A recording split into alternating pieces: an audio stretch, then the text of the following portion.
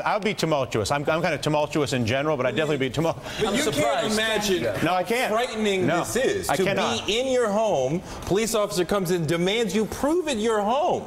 You know, and I mean, this doesn't happen in a vacuum. This happens in a world where I know my uncle was arrested wrongfully. I know my friend was stopped wrongfully. I know my father was harassed, 30 years ago, whatever. So, I mean, it's not just me happening in this alone moment. But let's accept that this exists, right? That black people are treated. That's revolutionary. Right, just accept that it exists. Because we saw it with the election of Barack. Oh, racism is over. Post-racial America. Post-racial society. No, not happening yet. Let me just give you some statistics, okay?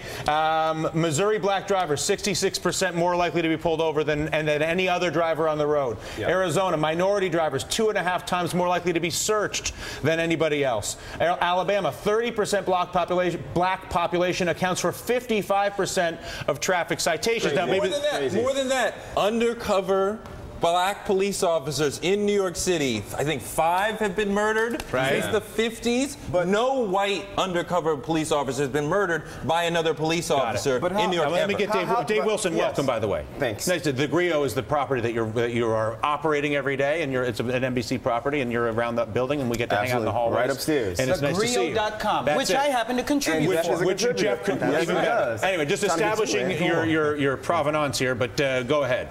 Well, no, one of the questions I would put out there is, well, how do we change this? When we did the film, the Meeting David Wilson film, we replicated Dr. Kenneth Clark's baby doll test. Which is what? Well, we took 3-year-old kids.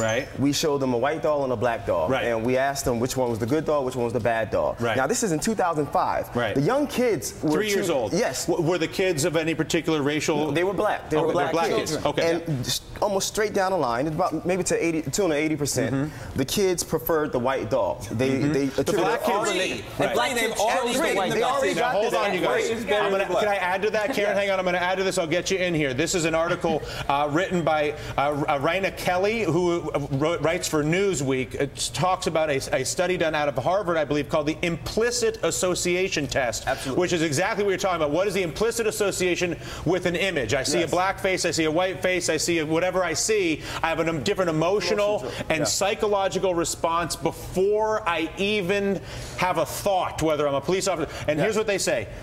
This is the implicit association test.